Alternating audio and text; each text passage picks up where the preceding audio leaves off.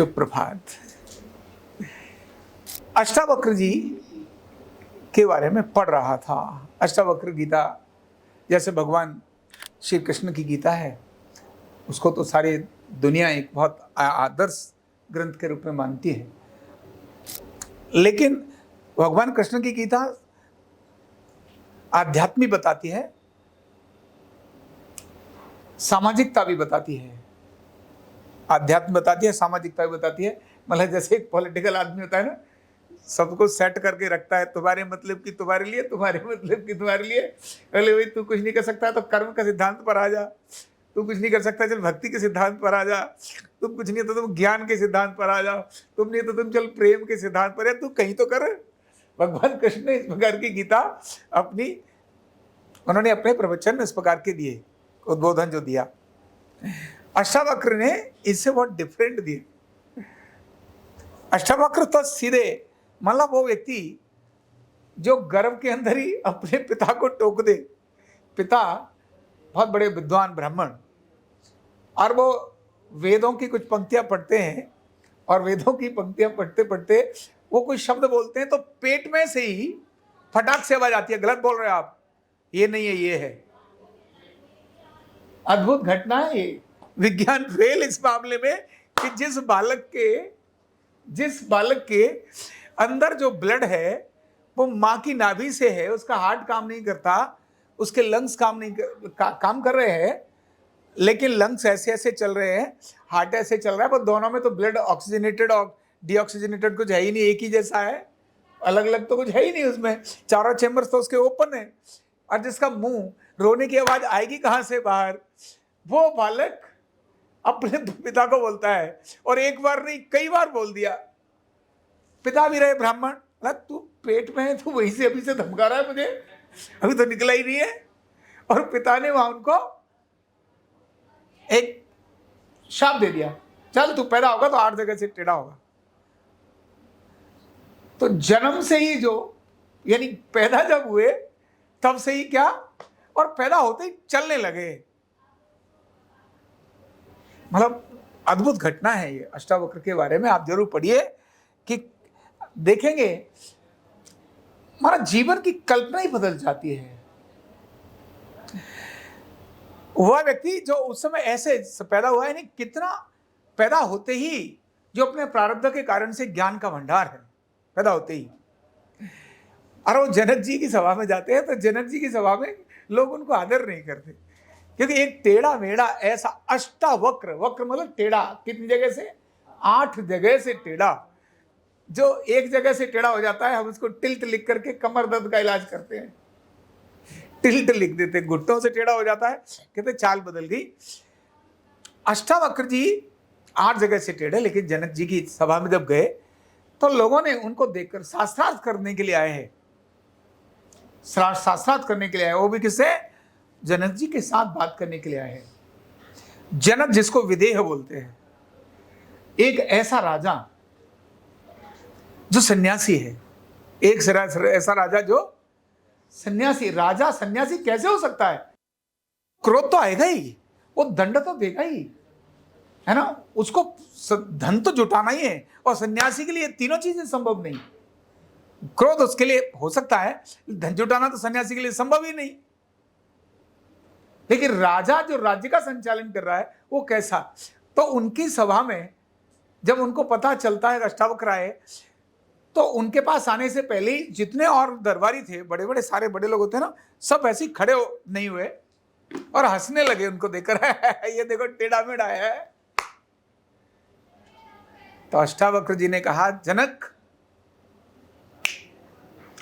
तुम्हारी सभा में जितने तुम्हारे दरबारी हैं, ये दरबारी नहीं है, ये चर्मकार हैं। ये क्या है?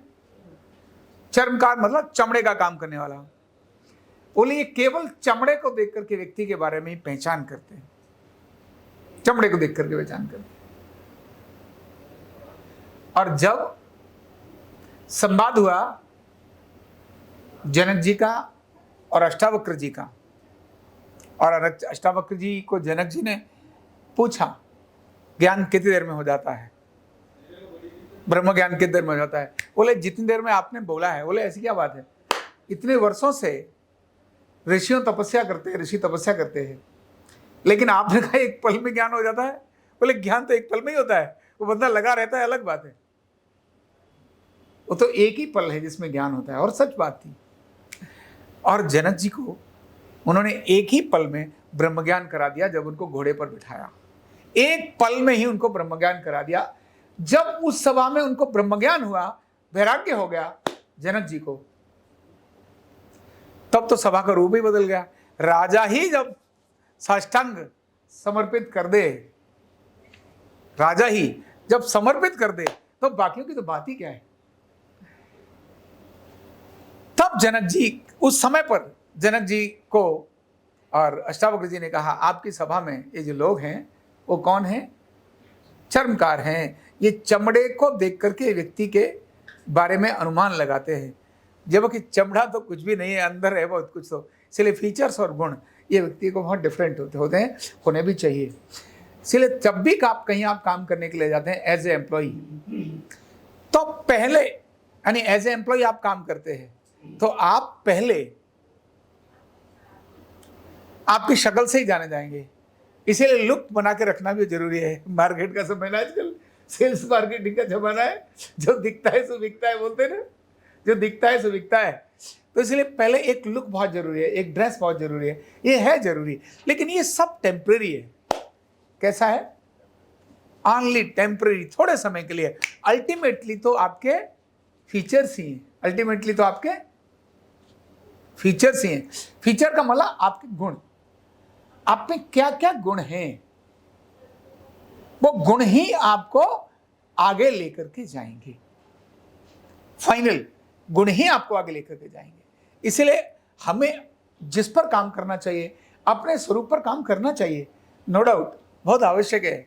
मैंने कहा ना, समय ऐसा है, फर्स्ट इंप्रेशन आपकी शक्ल देती है, लेकिन फर्स्ट इंप्रेशन लास्ट इंप्रेशन नहीं होता। लोग कहते हैं first impression is last impression, गलत बोलते हैं, गलत बोलते हैं। जिनको आप बहुत सम्मान के साथ देख रहे हैं, अरे बड़ा क्या त्यागी है, बड़ा तपस्वी है, और बाद में पता चढ़ा यही तो चोर था है ना? होता नहीं बहुत बार राजनीति में, तो मतलब ऐसा शब्द नहीं बोल रहा हूँ कि सारे राजनेता ऐसे होते हैं, लेकिन राजनेता मतलब कहते हैं ना कि वो तो आकर के वादे करके ही जाएंगे। पहले ऐसा होता था, आजकल बदल गया है वक्त। पहले तो राजनेता का मतलब वादा करने वाला, राजनेता का मतलब सिर्फ लूटने वाला। अब वक्त बदल रहा है, अब राम का समय आ गया है। राम के समय जो राजनेता है ना, अब वो राजनेता समाज सेवक ही होगा।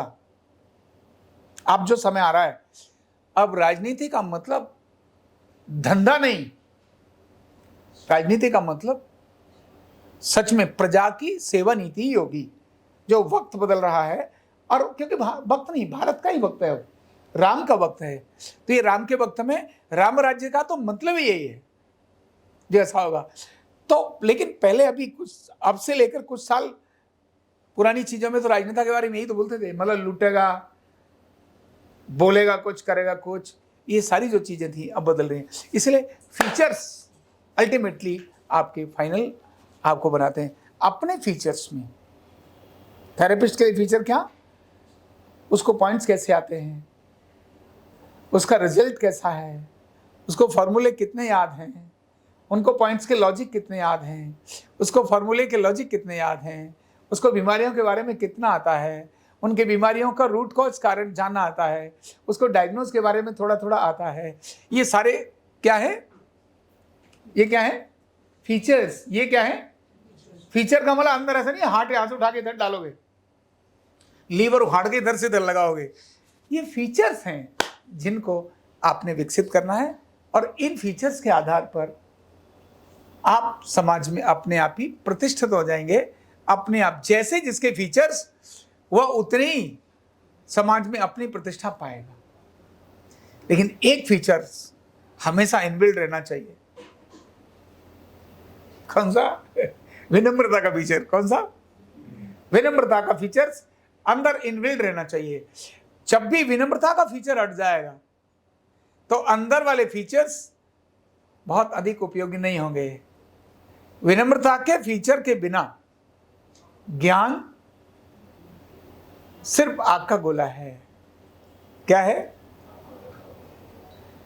कड़वी दवा भी कैप्सूल में खिलाने से लाभ देती है। इसीलिए विनम्रता क्या है? ये कैप्सूल है। विनम्रता क्या है? ये कैप्सूल है। विनम्रता कैप्सूल नहीं है तो आप कड़वी दवाई बेशक लेकर जा रहे हैं, विनम्रता नहीं है तो बहुत काम नहीं है। लेकिन मीठी दवाई भी विनम्रता नहीं है।